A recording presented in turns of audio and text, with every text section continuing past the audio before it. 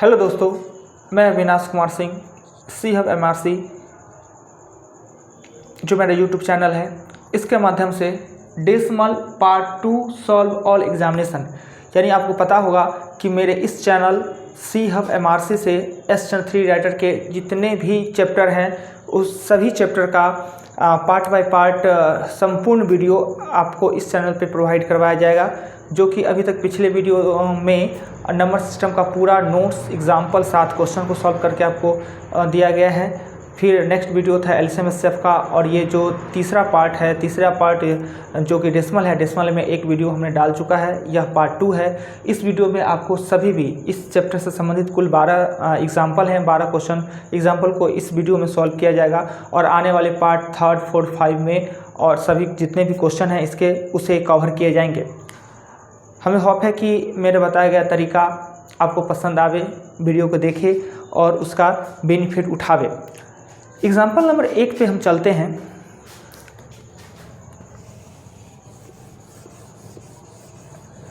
Example number 1 में कहता है क्या, 1 में कि संख्या है 7.70 .07 .77 .007 7.0007 कह रहा है आरोही क्रम में लिखे। आपको पता है कि आरोही का मतलब होता है चढ़ते क्रम, मतलब बढ़ते क्रम में। अवरोही मतलब होता है घटते क्रम में। इसे बढ़ते क्रम में लिखने के लिए सबसे पहले हमको ये ज्ञात होना चाहिए कि इस सभी में सबसे बड़ा कौन है और सबसे छोटा कौन है। अगर आप ऐसे पता करने में सक्षम है तो ठीक है, ऐसे भी पता चल जाता है कि कौन सबसे बड़ा है कौन सबसे छोटा है। परंतु जब इसे आप स्टैंडर्ड डेसिमल फॉर्म में ले आते हैं तो यह पता करना बहुत ही आसान हो जाता है कि यह जो संख्या है इसमें से सबसे बड़ा कौन है और सबसे छोटा कौन है। स्टैंडर्ड डेसिमल फॉर्म में लाने का अर्थ होता है कि दशमलव स्थान के मान को समान बनाना, यानी स्टैंडर्ड डेसिमल फॉर्म में लाने के लिए हाईएस्ट देखना है कि हाईएस्ट कितने अंक वाले दशमलव है। इसमें 2, इसमें 2, इसमें 2, इसमें 3, इसमें 4, यानी हाईएस्ट 4 अंक वाले दशमलव है।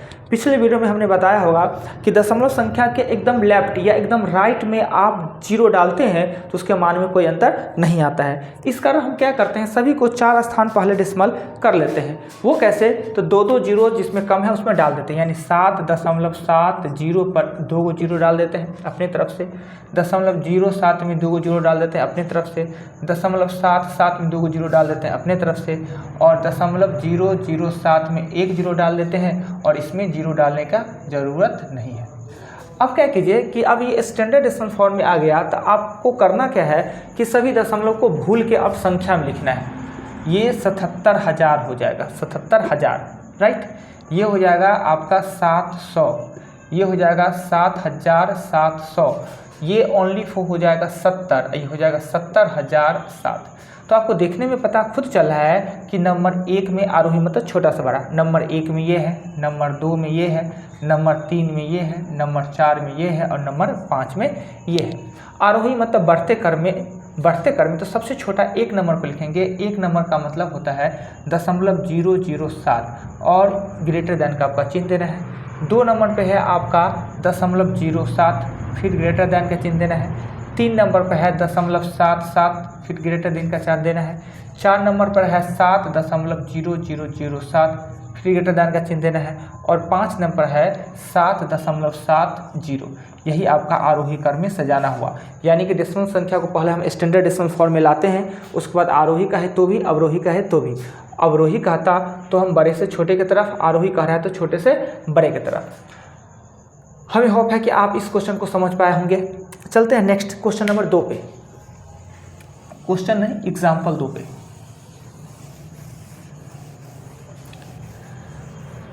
ये क्या प्रॉब्लम है।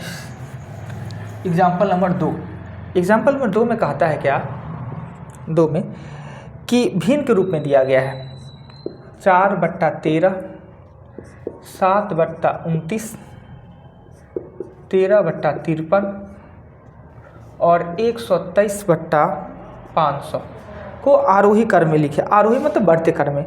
तो तो पिछला जो क्वेश्चन 1 नंबर था वो डेसिमल फॉर्म में दे गया था, ये भिन्न के फॉर्म में दिया गया है। अब इसे भिन्न को पता करना कि कौन बड़ा है कौन छोटा है, इसे ज्ञात करने के मुख्य रूप में 4 तरीका होते हैं। कुछ ट्रिक भी है पर तरीका, एक तरीका होता है डेसिमल फॉर्म में लाके, अगर इसको डेसिमल फॉर्म में लाते हैं, दशमलव में लाते हैं, उसका बड़ा छोटा ज्ञात करते हैं।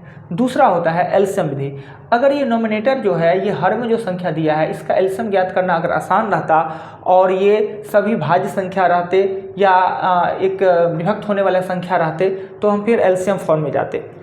एक हुआ डेसिमल विधि, एक हुआ एलसीएम विधि। तीसरा होता है जो मेरा खुद का थॉट है, खुद का बनाया हुआ है, rule of M. Rule of M क्या होता है कि गुना करके करते हैं, वो भी हम किसी वीडियो में आपको बताएंगे। और चौथा होता है स्टैंडर्ड फॉर्म विधि, यानी स्टैंडर्ड फॉर्म में क्या ये है, हर अंश यानी अंश से अधिक हर, अंश से अधिक हर, अंश से अधिक हर, अगर ये डिफरेंस सेम रहता तो भी विधि होता है, बड़े वाले बड़े हो जाते हैं और छोटे वाले छोटे हो जाते हैं। हाँ, कुछ ट्रिक भी है कि डिफरेंस अलग अलग होने पर भी उस ट्रिक का यूज किया जाता है, पर सब जगह ट्रिक यूज करना सही नहीं होता। जैसे इस प्रकार का क्वेश्चन जो है जिसमें कि अधिकतर जो संख्या दिया हुआ है अभाज्य संख्या दिया हुआ है, तो इस प्रकार के क्वेश्चन में ना ट्रिक फायदा करता है, ना रूल ऑफ एम फायदा करता है, ना एलसीएम काम करता है। इस प्रकार के क्वेश्चन में डेसिमल विधि ही काम करता है, दशमलव विधि। दशमलव विधि के लिए क्या करेंगे कि 4 को 13 से देंगे, दशमलव 0 होगा, 13 तिया हो जाएगा 39, 1 यहाँ 0, एक दशमलव का 0, 1 0 दे देंगे, 13 7 91, 3 स्थान तक निकालिए। आगे चलते हैं, 7 को हम देते हैं 29 से, दशमलव देंगे 0, दूना 58 हो जाएगा, ये हो जाएगा 12, दशमलव दिए हैं तो 0, 4 बनते पे लगाएंगे तो 116, 4 0 1, 3 स्थान रहने दीजिए। पता चल रहा है ये 307 है और ये 241 है। 13 को आप दीजिए 53 से, दशमलव 0 दूना 106 हो जाएगा, ये हो जाएगा 24, 0 हो जाएगा और 4 मरतबे देंगे तो हो जाएगा 212, ये हो जाएगा 28, 0 और ये दे देना है आपको 5 मरतबे। ये भी पता चला है 241 है, 245 है, राइट। अगला है 123 को 500 से देना है, दशमलव देंगे 0 देंगे 2 मरतबे, 1000 हो जाएगा, 230 हो जाएगा, दशमलव दिए हैं 0 दिए हैं 4 देंगे तो 2000 होगा 3 मरतबे और ये हो जाएगा 6। यानी आप देख रहे हैं कि ये 41 है, 241 1 पर, 245 2 पर, 246 3 पर और 307 4 पे। यानी आरोही क्रम में सजाना है तो सबसे छोटका कौन है, तो 7/29, 7/29 लिखिए, ग्रेटर दैन दीजिए। दूसरे नंबर पर है 13/53, 13/53। तीसरे नंबर पर है 123, 123/500 और चौथे नंबर पर है 4/13। यानी जो देखने में सबसे छोटा लग रहा है वास्तव में सबसे बड़ा वही हो गया। वो डिपेंड करता है कि हर और अंश का डिफरेंस कितना है, डिफरेंस पे भी काम चलता है। चलिए आगे चलते हैं। ये एग्जाम्पल नंबर 2 था। एग्जाम्पल नंबर 3 में भी यही क्वेश्चन है। एग्जाम्पल नंबर 3 में भी सेम सिचुएशन है, यानी भिन्न के रूप में दे दिया और आपको अवरोही क्रम में सजाने के लिए कहा जा रहा है। यानी एग्जाम्पल नंबर 3 हम लिखते हैं। एग्जाम्पल नंबर 3 में कह रहा है कि 2/7, 3/8, 5/11 और 9/16 अवरोही क्रम, अवरोही क्रम में लिखने को कह रहा है। यानी जो पिछले क्वेश्चन हमने बनाया सेम उसी तरीक़ा से डेसिमल फॉर्म में ले आना है। 2 स्थान तक चलिए, 2 से काम ना चले तो दशमलव के 3 स्थान पर सबको एक सा निकालिए। अगर इसका 2 स्थान निकालते हैं तो सबका 2 स्थान, जब 2 स्थान कॉमन आ जाए, सेम आ जाए तो 3 स्थान पर जाइए, पर सबका 3 स्थान सजाइए और इसमें सबसे बड़ा को पहले लिखिए, उससे छोटा ज्ञात कीजिए। अगर कह रहे हैं तो हम ज्ञात कर ही देते हैं। 7 को देते हैं 0.0, 7 दूना 14 होता है, 6 होता है, 0 होता है, 7 8 56। देखते हैं 2 स्थान से मेरा काम चल रहा है कि नहीं, तो बढ़ा लेंगे 3 स्थान तक। 3 को देंगे अगर हम 8 से 0.0, 8 3 हो जाएगा 24 होगा, 6 और 0 तो 8 7 56। 5 को 11 से देंगे तो 0.0 11 चौक 44 हो जा रहा है, 6 आ रहा है, 0 आ रहा है। अभी तक डिफरेंस में 2 अंक से काम चल रहा है। अगला में 9 को देंगे 16 से देंगे तो 0.0 16 5 80 80 10 0 16 6 96 ना। अब हम देख रहे हैं 28 37 45 56 एक वे में है, सब सेम है। यहाँ देखिए क्या है कि यहाँ डिफरेंस है, वो है डिफरेंस 2 का, सॉरी यहाँ डिफरेंस है 5 का, ये डिफरेंस है 5 का, ये डिफरेंस 5 का, ये डिफरेंस 5 का, ये डिफरेंस 5 का। अब ये चीज़ पहले हम चेक कर लेते तो हमको ये करने का आवश्यकता नहीं था। हमने बताया एक विधि होता है स्टैंडर्ड फॉर्म विधि। स्टैंडर्ड फॉर्म विधि यही कहते हैं हर और अंश का अंतर सब में समान हो तो इसे हम स्टैंडर्ड भिन्न कहते हैं, स्टैंडर्ड फ्रैक्शन कहते हैं। स्टैंडर्ड भिन्न में क्या होता है कि अगर समान अंतर है सबका और सब अंश से ज़्यादा हर अंश से ज़्यादा हर है तो बड़ा वाला बड़ा होता है और छोटा वाला छोटा होता है। ये ज्ञात करने का हमें ज़रूरत भी नहीं था। और अवरोही क्रम में ऐसे इस हिसाब से चलते हैं तो ये 1 नंबर पर है, ये 2 नंबर पे है, ये 3 नंबर पे है, ये 4 नंबर पे है। अवरोही क्रम मतलब बड़ा, यानी 9/16 less than 5/11 less than 3/8 less than 2/7। यानी कि अगर स्टैंडर्ड भिन्न हो, स्टैंडर्ड भिन्न का अर्थ होता है कि हर अंश का समान अंतर हो तो बड़ा दिखने वाला बड़ा होता है, छोटा दिखने वाला छोटा होता है। ये भी आप ध्यान में रखिएगा। चलते हैं एग्जाम्पल 4 पे। देखिए मेरे वीडियो और अन्य जितने भी महान टीचर यूट्यूब पर हैं, वाकई बहुत महान सा टीचर हैं जो कि लॉकडाउन के दरमियान बहुत पॉपुलर हुए। वो ऐसा नहीं है कि बहुत दिनों से पढ़ा रहे हैं, या हो सकता है कि हमसे ज़्यादा दिनों से मैथ पढ़ा रहे होंगे, पढ़ाते होंगे, पर हम भी नया मैथ पढ़ाना चालू नहीं किया है। मैथ पढ़ाने का काम करीबन हम खुद भी जब इंटर पास किए उसी समय से मैथ पढ़ा रहे हैं। हाँ, यूट्यूब पे नहीं आना, पर और टीचर हमें अंदर यही है कि आप इतने महान टीचर सब हैं, 5-7-8 टीचर तो वाकई है जिनके बारे में हम भी जानते हैं और पढ़ाने की कला भी उनका है, अच्छी कला है और बहुत जानकार भी है, नॉलेज भी बहुत है। तो फिर उनका वीडियो और मेरे वीडियो में क्या अंतर है? देखिए उनके वीडियो और मेरे वीडियो में अंतर ये है, हम मान लेते हैं कि जितने भी यूट्यूब पे टीचर हैं सबसे मेरा ज्ञान कम है, सबसे अनुभव भी कम है, नॉलेज भी कम है। परंतु मेरे वीडियो और उन्हें वीडियो में मेन अंतर क्या है कि उनका क्या है कि यूट्यूब पर कुछ टॉपिक बाय टॉपिक वीडियो आता है। इस टॉपिक पे वीडियो आ गया, अपना कुछ यूनिक क्वालिटी है वो उन्होंने दिखा दिया, बस कुछ ट्रिक जानते हैं उस ट्रिक को बता देना, पॉपुलर हो जाना। फिर जब सब्सक्राइबर बढ़ जाता है, लाइक वीडियो का व्यू बढ़ जाता है तो उन्होंने अपना ऐप लाएंगे, उस ऐप पे अपना सभी रिकॉर्डिंग वीडियो को डालेंगे और वीडियो के बाद आप उस ऐप पे जाइए, परचेज कीजिए और उसके बाद उसको सिस्टमेटिक पढ़िए। पर मेरे वीडियो में क्या है कि मेरे 3 प्रकार का वीडियो कर सकते हैं। एक तो शॉर्ट वीडियो, जो कि कभी कभी बहुत कम मात्रा में शॉर्ट वीडियो आएगा, जो कि कुछ ट्रिक रुक है उसका यूज करके बनाना। उसके बाद लाइव क्लास का जो वीडियो होता है वो यूट्यूब पे सभी स्टूडेंट के लिए नहीं होता है कि जितना भी कंपटीशन का तैयारी करते हैं वो लाइव क्लास का वीडियो देखे, वो आपके लिए बहुत ज़्यादा बेनिफिशियल नहीं है। वो बेनिफिशियल है सिर्फ ओनली फॉर इसी स्टूडेंट के लिए जो मेरे क्लास में आ रहे हैं, यानी कि ऑफलाइन क्लास पढ़ रहे हैं, उनके लिए बहुत बेनिफिशियल है। उनको मज़ा भी आएगा देखने में और उनको मतलब कि क्लास में जितना पढ़े हैं उससे 10 गुना ज़्यादा फायदा वीडियो देख के हो जाने वाले हैं। दूसरे लोग को मज़ा नहीं आने वाला है, देखने में बकवास सा फील होगा, क्या बोल रहे हैं, क्या सिचुएशन को आप फील नहीं कर रहे हैं। पर जो क्लास में सिचुएशन को फील किए हुए हैं, हमें अच्छे से जान रहे हैं, मेरे पढ़ाने का कला जान रहे हैं, या जो स्टूडेंट क्लास में किसी कारण पर एब्सेंट हुए तो वो एब्सेंट का जो कमी है यानी उस दिन का क्लास उनका ना छूट पावे, इसलिए लाइव क्लास होता है। लाइव क्लास वीडियो जो यहाँ पे स्टूडेंट है उनके लिए है। अगर कोई आदमी और भी देखते हैं, पसंद आता है, अच्छी बात है, हमें क्या प्रॉब्लम उससे। पर अदरवाइज और जितने भी यूट्यूब पर वीडियो मेरा आता है जो कि एस चंद 3 राइटर के पूरे चैप्टर बाय चैप्टर आ रहे हैं, वो सभी स्टूडेंट के लिए है। जो मेरे ऑफलाइन स्टूडेंट है वो भी और जो ऑनलाइन स्टूडेंट है वो भी, या जो मेरे स्टूडेंट है नहीं भी हैं उनके लिए, यानी जो स्टार्टिंग इंटर पास के हैं, पार्ट 1 को पास के हैं, पार्ट 2 पास के हैं। अगर मेरे वीडियो के माध्यम से आप चाहे तो संपूर्ण मैथमेटिक्स आप सीख सकते हैं। उसके लिए है कि कुछ शर्त है, उस शर्त का आप पालन करें। यानी कि जब मेरे वीडियो के माध्यम से आप मैथ पढ़ना चाह रहे हैं तो हम चैलेंज करते हैं कि आप संपूर्ण मैथ पढ़ लीजिएगा। हाँ, क्लास वाले ऑफलाइन में क्लास में क्या होता है कि जो चैप्टर आपने पढ़ा उसका बराबर है कि आधा घंटा, 15 मिनट, 25 मिनट, 30 मिनट सभी क्वेश्चन को प्रैक्टिस करना। जो क्वेश्चन बार बार रिपीट होता है या भूल जाते हैं, थोड़ा सा गरिष्ठ टाइप का है, उस सबका प्रैक्टिस कराना तो वो ज़्यादा आसान हो जाता है। पर ये जब आप ऑनलाइन माध्यम यूट्यूब के माध्यम से पढ़ते हैं तो वो संभव नहीं हो पाता है, वो तो कमी फील होगा। परंतु अगर आप चाहते हैं कि वीडियो के माध्यम से भी पढ़ ले, फ्री ऑफ कॉस्ट आप पढ़ ले, तो आपको करना क्या है कि आपको सबसे पहले एक एस चंद 3 राइटर का मैथ का बुक खरीदना है जो कि आपके पास होना चाहिए। और जब वीडियो देखने चले तो ये नहीं कि सोए हुए हैं, वीडियो देख रहे हैं, टाइम पास हो रहा है, वीडियो को बदल रहे हैं, ऐसा नहीं। पढ़ने के जब आप टेबल पे बैठते हैं, टेबल कुर्सी पे बैठते हैं पढ़ने के लिए, तो मोबाइल का एक स्टैंड ले, या आपके पास मोबाइल रखने का कोई अच्छा सुविधा है या लैपटॉप का प्रयोग करते हैं और अच्छा बात है। सबसे पहले आपको लेना क्या है कि ये एस चंद 3 राइटर का जो बुक है, ये बुक आपको परचेज करना है। ये तो मेरे पास बहुत पुराना बुक है, आपको न्यू बुक परचेज करना है।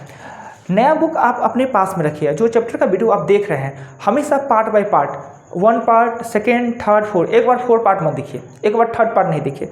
हम देखें हैं कि मेरा खुद का वीडियो में पार्ट 4 में अगर आया हुआ है 25 गो व्यू, तो पार्ट 5 में आ गया है 30 गो व्यू। ये कैसे हो गया? यानी 4 पढ़ के आप 5 देखिएगा, डायरेक्ट 5 देख लिए, इसलिए अब 5 देखने के बाद आपको परेशानी होगा, फिर आप मैथ सीख नहीं पाइएगा। उसके बाद कहिएगा कि नहीं हम यूट्यूब पर मैथ सीखना संभव नहीं। हाँ है, संभव है यूट्यूब पर आप सिस्टमेटिक तो देखिए। एक तो कोई भी ऐसा टीचर नहीं है को सिस्टमेटिक टोटल मैथमेटिक्स को आपको यूट्यूब पे डाले होंगे, एक कर्म से एक व्यय से, ये नहीं किए। वो तो अपने आप को सिर्फ चमकाने के लिए, अपने पॉपुलैरिटी कमाने के लिए ऐसा किया और अच्छा किया। हम भी कुछ हो सकता है कुछ वीडियो डाल दे, कुछ यूनिक जो मेरे पास नया सा है, जो यूट्यूब पे भी नहीं है और जो इतना दिन पढ़ाने से जो हमने अनुभव कमाया, उस तरीका का कुछ वीडियो भी हम डाल सकते हैं जैसे कि हम पॉपुलर हो जाए। पर उससे आपको क्या फ़ायदा होने वाला है? आप सिर्फ हमको जानिएगा, पहचानिएगा, बस मेरे चैनल को सब्सक्राइब कर लीजिएगा, इससे ज़्यादा कुछ नहीं होने वाला है। तो मेरा जो भी वीडियो है वो स्टार्टिंग जो स्टूडेंट हैं जो कंपटीशन में आए हैं, कंपटीशन के बारे में कुछ जान रहे हैं, मैथमेटिक्स के बारे में कुछ नहीं जान रहे हैं, उनके लिए मेरा वीडियो प्रॉपर है। अगर मान लेते हैं जो स्टूडेंट 4 साल 5 साल 6 साल से तैयारी कर रहे हैं, एक फाइनल स्टेज पे हैं, उनका पीटी मेंस का रिजल्ट आ रहा है, उनके लिए मेरा जो वीडियो है वो बहुत बेनिफिशियल नहीं है। हाँ, आने वाले दिन में हम जरूर ऐसा कोशिश करेंगे कि जो यूट्यूब पर अभी तक नहीं दिया गया है या जिस क्वेश्चन में बहुत ज़्यादा परेशानी होता है और उसका मेरा खुद का एक कॉन्सेप्ट है, उस कॉन्सेप्ट से भी हम वीडियो लाना चालू करेंगे। पर अभी हम कोशिश कर रहे हैं कि अंडर 10 जो चैप्टर है, जो बेसिक स्टूडेंट है, नए स्टूडेंट है, उसके लिए ये वीडियो प्रोवाइड करा दिया जाए कि उनको बहुत ज़्यादा फायदा हो सके। तो उसके लिए टाइम निकालेंगे और वो भी वीडियो हम डालेंगे। यानी आप है कि आप अगर मैथ पढ़ना चाह रहे हैं, सीखना चाह रहे हैं, तो एक वे में एक सिस्टम में आप पढ़िए, अवश्य सीख पाइएगा। राइट, हमने 3 नंबर एग्जाम्पल तक चला, अब आगे चलते हैं 4 नंबर एग्जाम्पल पे। 4 नंबर एग्जाम्पल में कहता है कि हमने बताया था पिछले इंट्रोडक्शन वीडियो में, रैकरी होता है 2 प्रकार का होता है, 2 प्रकार का रैकरी होता है। एक होता है कि मूल मान रैकरी होता है और एक होता है अंश मान रैकरी होता है। और ये भी हमने बताया था कि रैकरी भी स्टैंडर्ड होता है, स्टैंडर्ड रैकरी। इस रैकरी को हम कहते हैं अंश मान रैकरी, यानी कि 12.75 है तो 12 को हम कहते हैं मूल मान, यानी डेसिमल से लेफ्ट को कहते हैं मूल मान, राइट को कहते हैं अंश मान। तो रैकरी मूल पे भी चढ़ता है, रैकरी अंश पे भी चढ़ता है। ऐसे ये जो रैकरी है ये अंश मान रैकरी है। अंश मान रैकरी में भी ये स्टैंडर्ड रैकरी है। स्टैंडर्ड रैकरी का अर्थ होता है, स्टैंडर्ड रैकरी का अर्थ यह होता है कि दशमलव के बाद समान अंक और समान पे रैकरी चढ़ा होना, यानी दशमलव के बाद 2 अंक 2 अंक 2 अंक सभी पर रैकरी चढ़ा हुआ है। अगर इसका बाई प्रोसेस बनाना चाहते हैं तो 2 विधि हम इसका बताते हैं। एक होता है मूलमान विधि, दूसरा होता है अंशमान विधि। अब मूलमान विधि क्या होता है और अंशमान विधि क्या होता है? मूलमान विधि मतलब मूल को साथ लेके, मूलमान विधि में बनाएंगे 2 4 7। अगर 2 को पे रैकरी है तो 2 को 9। डेसिमल के बाद अगर बिना रैकरी का कोई अंक रहता तो उसके लिए हम 0 डालते, पर दोनों पे है और रैकरी से बिफोर अंक को घटा देते हैं। इस विधि को हम कहते हैं मूलमान विधि। राइट, अब इधर करेंगे 3 5 3 और 3 घटाएंगे 2 को 9 देंगे और 0 5 देंगे और यहाँ 2 को 9 देंगे। बट्टा पर का जोड़ करेंगे तो यहाँ पे हो जाएगा 99, ये घट हो जाएगा 245 प्लस होगा 350 प्लस हो जाएगा 5, यानी इसको जोड़ने पर होगा 605। 605 बट्टा होगा 99। इसको कट कीजिएगा और भाग दीजिएगा तो आपका आना है 6.060606 ... यानी जो अंक बार बार आते हैं उस पर हम रैकरी चढ़ा देते हैं। इस विधि को कहते हैं मूलमान विधि। अब अंशमान विधि क्या होता है? अंशमान विधि क्या होता है कि उसमें मूल से हमको कोई लेना देना नहीं, मूल से हमको कोई लेना देना ही नहीं, यानी सिर्फ अंश से ही हम काम करेंगे। इसमें मूल को जोड़ दीजिए, 5 जोड़ दिए, 2 और 3 5। अब क्या कीजिए कि ये 47/99 लिख लीजिए, 53/99 लिख लीजिए और 5/99 लिख लीजिए ना। इसका लीजिएगा तो होगा 99, ये होगा 47 प्लस होगा 53 प्लस हो जाएगा 5 ना, यानी कि होगा ये 5। इसको कीजिएगा तो ये होगा 105, 105 बट्टा हो जाएगा 99 और ये 5 करना है, इसको 1.06 बट्टा कर देंगे 99। हाँ, 6/99 भी हो सकता है, तो 0.6 क्यों दिए? यानी 2 को 9 है तो 2 को पहले दशमलव निश्चित है, ये 1 को इसमें ऐड कर दीजिए, 6.06 पे 2 को 9 है तो 2 को रैकरी। इस विधि को कहते हैं अंशमान विधि, जिसमें कि सिर्फ अंश के अंकों का ही प्रयोग हमने किया। तीसरा जो विधि होता है वो स्टैंडर्ड फॉर्म विधि होता है, क्योंकि हम लाइव क्लास में भी ये बात चर्चा नहीं करते हैं, यानी कुछ बातें ऐसा होते हैं कि हम स्टार्टिंग उस बात को चर्चा ना करें जो स्टूडेंट के हित में अच्छा होता है। पर ये रिकॉर्डिंग वीडियो है, तो रिकॉर्डिंग वीडियो में हम कोशिश करेंगे कि कुछ हिंट हम दे दें, कुछ मदद हम आपका कर दें, बता दें। अब स्टैंडर्ड एग्री क्या होता है, वो संयोग से आपके सामने में स्टैंडर्ड एग्री आ गया है। स्टैंडर्ड एग्री में करना क्या होता है कि सबको मूल के साथ और अंश को अंश के साथ जोड़िए, 5 जोड़ दिए, और जब इसको जोड़िएगा तो ये हो जाएगा 105 ना। अब इसको डायरेक्ट आप कैसे लिख सकते हैं, जो अंश को जोड़ने पे मूल जो प्राप्त हो गया वो मूल में मूल को जोड़ दीजिए, और ये इसमें भी जोड़ दीजिए, यानी मूल मान अंश में भी जोड़ दीजिए और रैकरी चढ़ा दीजिए। ये होता है शॉर्टकट जब स्टैंडर्ड फॉर्म में रैकरी हो तब। अब आते हैं एग्जाम्पल नंबर 4 के बाद 5 पे। एग्जाम्पल नंबर 5 में है कि 0.538 मल्टीपल 0.538 0.462 0.462 1 माइनस 0.924। अब क्या है कि जब दो संख्या ही बार बार रिपीटेशन हो तो आपको समझ में आना चाहिए कि क्या कोई बीजगणितीय फार्मूला यूज हो रहा है। देखते हैं लिख के, ऊपर में A square minus B square, ये निश्चित है कि ऊपर में ए स्क्वायर बी स्क्वायर है, माइनस है तो नीचे में या तो ए प्लस बी या तो ए माइनस बी, ये दोनों को घटाने पर ही आने वाला है ए माइनस बी, यानी इस दोनों का अंतर, यानी इस दोनों का अंतर करेंगे वही एक अंतर आ जाना है, यानी ए माइनस बी। 0.538 को 0.462 को घटाने पे जो आएगा वही दोनों को घटाने पे आएगा, यानी ए माइनस बी। अब जानते हैं कि ऊपर में अगर ए स्क्वायर माइनस बी स्क्वायर है तो एक बार जोड़कर एक बार घटाकर तो माइनस से माइनस कट जाना है, ए प्लस बी आपका बच जाना है, यानी ए का मान 0.538 है और बी का मान 0.462 है, जोड़ेंगे तो 1 आ जाना है। ये एग्जाम्पल नंबर 5 हुआ। अब एग्जाम्पल नंबर 5 बताने के बाद हम चलेंगे एग्जाम्पल नंबर 6 पे।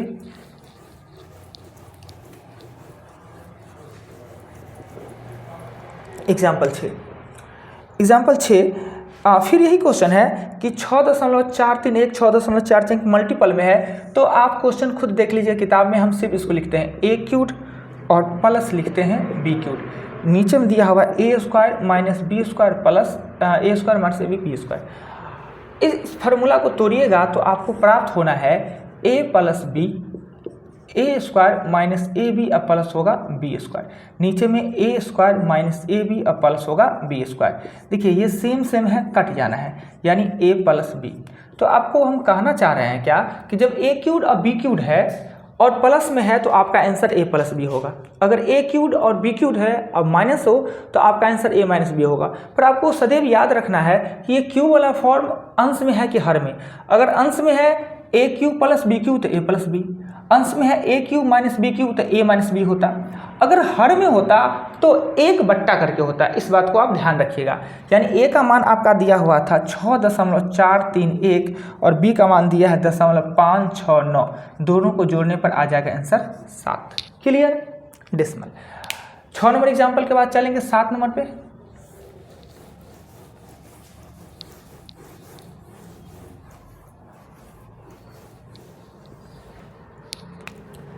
सात नंबर क्वेश्चन में कहता है कि फिर यही है, ए क्यूब है और माइनस बी क्यूब है, नीचे में है ए स्क्वायर प्लस ए बी और प्लस बी स्क्वायर, अर्थात ए क्यूब माइनस बी क्यूब, तो आपका आंसर होना है ए माइनस बी। ए का मान दिया है 2.719 और बी का मान दिया है 1.674 और इसे घटाने के बाद इसे माइनस करने के बाद जो आपका आंसर आएगा 1.045, यही आपका आंसर। अब एग्जाम्पल नंबर 8 में आता है, 8 में कह रहा है क्या कि 0.606 का होल क्यूब प्लस 0.4 का होल क्यूब 3 गुने 0.6 गुने 0.4। अब आपको ये दे दिया, अर्थात इसका इक्वल मान क्या होगा। तो आपने करना था क्या कि 6 का क्यूब 216 3 अंक पहले दशमलव, 4 का क्यूब 64 3 अंक पहले दशमलव, फिर इसको गुना करके जोड़ देते, आपका आंसर आ जाता है। जैसे कि 216 होता है 3 अंक पहले दशमलव, 64 होता है 3 अंक पहले दशमलव, 6 चक 24 या 72, 72 और 2 अंक वाले दशमलव। अब इसको क्या कीजिए, दशमलव को जोड़ने के लिए 0.216, 0.064 और 0.72 करके जोड़ दीजिएगा। यानी हमने बताया कि जोड़ घटाव में दशमलव के दो जोड़ घटाव में दशमलव स्थान को एक सीध में लिखते हैं, ये भी कर सकते हैं। तो ये छोटका छोटका था तब ना आपको दिख लिया, पर आपको सोचना क्या था, ये नहीं करना है। आपको करना क्या है कि आपको देखना क्या यह कोई बीजगणितीय फार्मूला तैयार कर रहा है। लिखते हैं a³ + b³ + 3ab। ये फार्मूला अधूरा है। अगर इसमें a + b रहता तो यह हो जाता a + b का होल क्यूब। ये नहीं दिया हुआ है। देखते हैं मल्टीपल में किसका वैल्यू नहीं होता है, महत्व नहीं होता है, तो एक का। तो क्या कहीं a + b का मान एक तो नहीं है जो कि इसका वैल्यू को नगण्य कर दिया। a का मान है 0.6, b का मान है 0.4, जोड़ने पर 1 होता है, यानी a को मल्टीपल में लुप्त कर दिया है। यानी ये फार्मूला जो है वो मेरा फिट बैठता है, यानी ये पूरा जो फॉर्म है वो a + b के होल क्यूब में है। यानी a का मान + b का होल क्यूब करना है तो a का मान है 0.6 और b का मान है 0.4। a का मान है 0.4, इसका क्यूब करेंगे तो 1 का क्यूब हो जाएगा आपका 1, यही आपका आंसर। क्लियर। अब अगले चलते हैं 8 नंबर के बाद 9 नंबर पे चलते हैं। एग्जाम्पल 9। एग्जाम्पल 9 में कहा जा रहा है क्या, 9 में कि यदि 1/6.198 इक्वल दिया है 0.16134 दिया है, और आपसे पूछा जा रहा है 0.1236198 बराबर क्या होगा। तो गुना और भाग, दशमलव संख्या गुना और भाग में डेसिमल को आप भूल जाइए। अगर इसे देखिए 1/6198 को भाग 1 को 6198 से भाग देने पर 16,134 आता है। तो ये भी तो सेम ही है सरकार, 1/6198 इस यहाँ पे आना है 16,134 आना है। अब डेसिमल का क्या होता है, तो हमने आपको बताया होगा नोट्स इंट्रोडक्शन वाले वीडियो में कि गुना में दशमलव स्थान के मान को आपस में जोड़ दिया जाता है और भागा के प्रश्न में दशमलव स्थान के मान को आपस में घटा दिया जाता है। तो ये क्रॉस मल्टीप्लिकेशन है, ये क्रॉस डेसिमल है वो गुना में है, डेसिमल है गुना में डेसिमल स्थान के मान को जोड़ देते हैं। तो 3 और 4 7, ऊपर में अगर कुल मिला के 7 स्थान डेसिमल है तो नीचे में भी 7 स्थान ही डेसिमल होना चाहिए। तो देख लेते हैं, ये दोनों मिला के 7 होना चाहिए। अगर इसमें 6 है तो इसमें 1, इसमें 5 है तो इसमें 2, इसमें 4 है तो इसमें 3, ऑटोमेटिक इसमें पहले से 7 स्थान है ही, तो यही आंसर हो जाएगा। अगर इसमें 6 स्थान डेसिमल ही होता है, मानते हैं कि यहाँ ही डेसिमल होता है, 6 स्थान पहले डेसिमल होता तो 1 स्थान पहले इसमें डेसिमल दे देते। क्लियर। यानी कि सेम संख्या आना है भाग देने पे, ऊपर में जितने स्थान डेसिमल नीचे में भी उतना ही स्थान डेसिमल देना है। कैसे, तो गिनती करके, क्रॉस मल्टीप्लिकेशन, 4 5 और 3 8, तो नीचे में भी 8 अंक वाले डेसिमल होना चाहिए। ओके, नीचे में पहले से 5 और 3 8 अंक है, नीचे में पहले से दिया हुआ था 4 और 3 7 अंक पहले दिया था ना। एक बार चेक कर लेते हैं भाई, कहीं गलती ना हो जाए। 7 अंक वाले डेसिमल दिया है तो 1 अंक, नीचे में 7 अंक दिया है तो 1 अंक वाले डेसिमल होगा इसका ना। चलिए ठीक है। अब यही क्वेश्चन 9 के बाद क्वेश्चन आते हैं हम 10 नंबर पे। एग्जाम्पल नंबर जो 10 है, इसमें कहा जा रहा है क्या कि 0.06 का स्क्वायर, 0.47 का स्क्वायर और 0.079 का स्क्वायर ये दिया हुआ है। 0.006 का स्क्वायर, 0.047 का स्क्वायर और 0.0079 का स्क्वायर। यानी आपको देखने के लिए क्या मिल रहा है कि ऊपर से नीचे एक तो प्लस में सब है जुड़ा हुआ, और ऊपर से नीचे एक स्थान अधिक दशमलव है। अगर इस डेसिमल को एक स्थान दाएं खसका दिया जाए, सब में तीनों में दाएं खसका दिया जाए, तो क्या हो जाना है, ऊपर नीचे इक्वल। जब प्लस में भी हम काट देंगे, इक्वल हो जाएगा, तो यानी ये ग्रुप और ये ग्रुप दोनों इक्वल हो जाएगा, तो प्लस में भी है तो कट जाएगा। एक स्थान दाएं खिसकाने के लिए क्या करना है कि इस पूरे में से 1/10 का स्क्वायर लेना है कॉमन, 1/10 का स्थान कॉमन ले लेना है। अगर 1/10 कॉमन ले लेते हैं तो नीचे और ऊपर का पार्ट इक्वल हो जाएगा। लिख ही देते हैं 0.06 का स्क्वायर, 0.47 का स्क्वायर और 0.079 का स्क्वायर। 1/10 अगर स्क्वायर में संख्या है तो कॉमन भी हम स्क्वायर में लेंगे। ये अब हो जाएगा, ये अब हो जाना है 0.06 का स्क्वायर, 0.47 का स्क्वायर और 0.079 का स्क्वायर ना। अब ये दोनों पार्ट इक्वल है, क्यों ना प्लस में भी है तो इस ग्रुप को इस ग्रुप से कट कर दिए और ऊपर में कुछ नहीं बचा तो 1 और नीचे में 1/100 आ रहा है वीडियो में। अभी बट्टा का बट्टा उलट जाता है यानी आपका आंसर हो जाएगा 100। देखना है ऊपर से नीचे एक स्थान है, एक स्थान मतलब 1/10 और स्क्वायर में है तो कॉमन स्क्वायर में लेंगे तो 1/100 ऊपर जाने पे 100। आप आगे से इस क्वेश्चन को 1-2 बार प्रैक्टिस कर ले तो मौखिक ही देख के ही आंसर दे सकते हैं। 11 पे चलते हैं। ओके,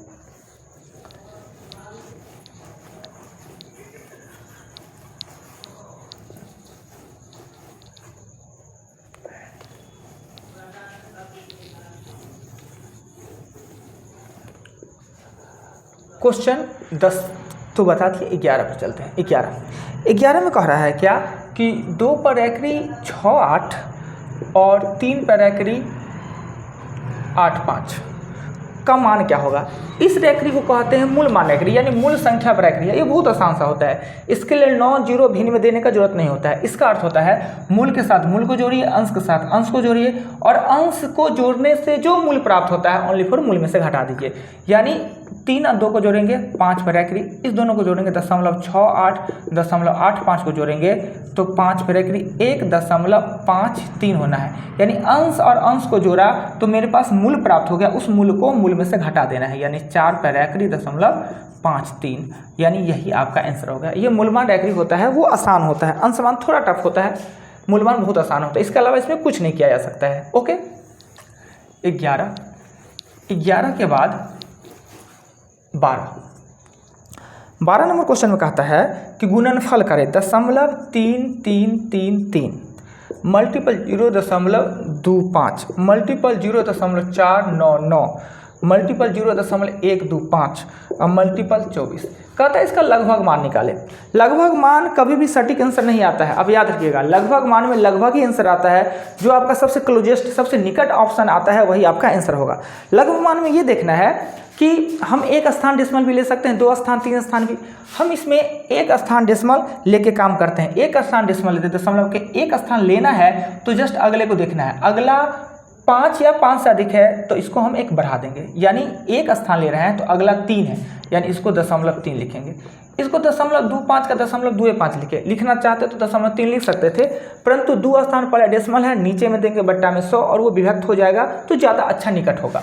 ये कीजिए एक स्थान लेंगे, 4 के बाद 9 है यानी 5 से अधिक है तो इसको लिख लेंगे 0.5। 125 है 0.125 है तो उसको 0.125 ही लिखेंगे, चूंकि इसके नीचे 1000 देंगे तो विभक्त हो जाना है, लिख देना है 24। यहाँ 3/10 लिखना है और ये आपको लिखना है 25/100 मल्टीपल 5/10 मल्टीपल 125/1000 मल्टीपल लिखना है 24। आप काटिए तो ये काटिएगा तो 4 मरतबे, ये काटिएगा 2 मरतबे, ये काटिएगा तो 8 मरतबे और 8 तिरिक ये हो जाना है 24। ऊपर में होगा 3 तिया 9 और नीचे में हो जाएगा आपका 80 हो जाएगा ना।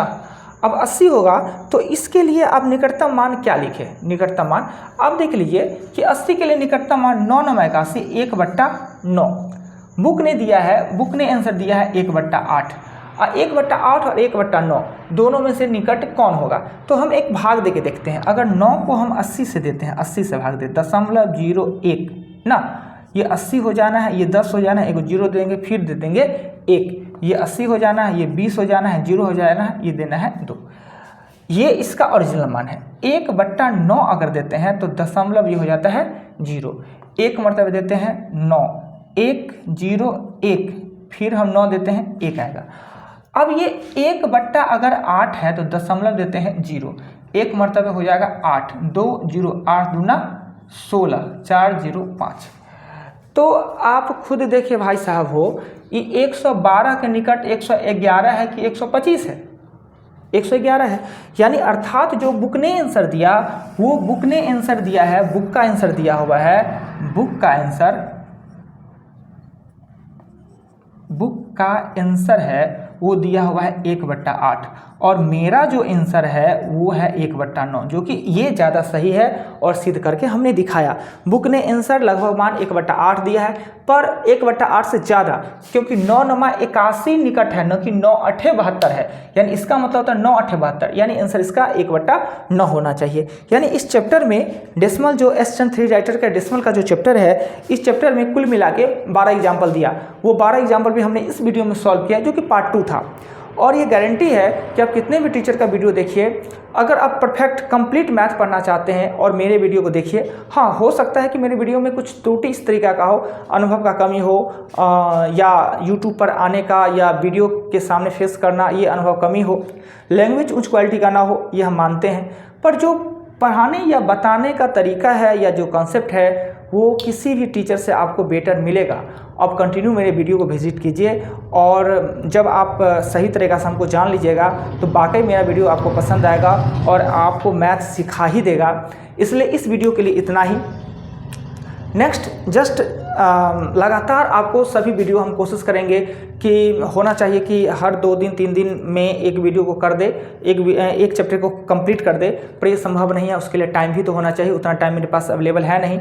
फिर भी हम कोशिश करेंगे कि एक टॉपिक को यानी एक चैप्टर का वीडियो 3 से 4 दिन 5 दिन में हम उसको अपलोड कर दे, कंप्लीट कर दे। अगर एक चैप्टर का वीडियो एक दिन अपलोड कर दिया जाए तो आपके लिए वो भारी भी हो जाएगा। एक वे में आप पढ़ते रहिए और ऐसे वीडियो देखते रहिए। अगर कुछ भी वीडियो से संबंधित आपका कमेंट हो, आपका राय हो, विचार हो, तो आप वीडियो के कमेंट बॉक्स में जाके और कमेंट कीजिए। हम अगले वीडियो में उस चीज़ पे ध्यान देंगे, उस चीज़ को सुधार करने का या आपके प्रश्न का हम आंसर देने का कोशिश करेंगे। इस वीडियो के लिए इतना ही। अगला पार्ट जस्ट ही अपलोड किया जाएगा बहुत जल्द।